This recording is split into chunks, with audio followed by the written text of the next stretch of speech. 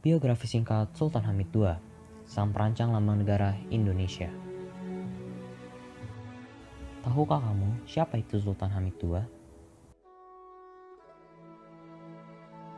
Sultan Hamid II adalah salah satu tokoh penting dalam perjuangan kemerdekaan Indonesia, di mana ia adalah orang yang pertama kali merancang lambang negara Indonesia, yakni Garuda Pancasila.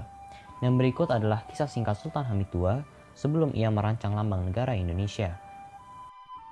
Sultan Hamid II lahir pada tanggal 12 Juli 1913 di Pontianak dengan nama Syarif Abdul Hamid Al-Qadri, putra sulung Sultan Pontianak ke-6.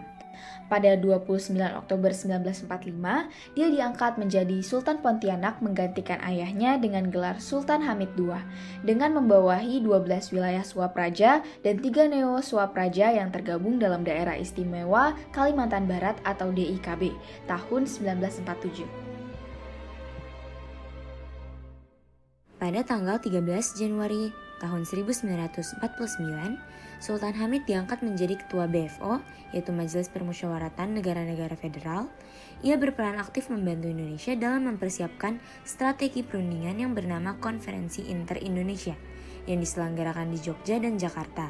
Selain itu, ia juga berperan sebagai juru runding negara Indonesia dengan pihak Kerajaan Belanda dalam Konferensi Meja Bundar, Den Haag, Belanda tahun 1949 agar penyerahan kedaulatan Indonesia diakui kemerdekaannya secara internasional. Setelah konferensi Meja Bundar, Sultan Hamid II dan BFO bergabung dengan Indonesia sebagai RIS atau Republik Indonesia Serikat. Presiden Soekarno memerintahkan Sultan Hamid II untuk menyiapkan gedung parlemen dan lambang negara berdasarkan Konstitusi RIS tahun 1949 pasal 3 ayat 3. Ia kemudian merancang lambang negara Indonesia, yakni Garuda Pancasila dengan sketsa tangan manusia memegang perisai terkesan mitologi dan feodal. Namun, pada awal bulan Maret, Presiden Soekarno meminta Sultan Hamid II untuk menyempurnakan lagi lambang negara tersebut. Hasil revisi dilukis oleh Dullah, seorang pelukis istana kepercayaan Soekarno. Lalu, Sultan Hamid II berkonsultasi lagi kepada ahli semiotika Jerman yang menggambarkan ulang lukisan Dullah.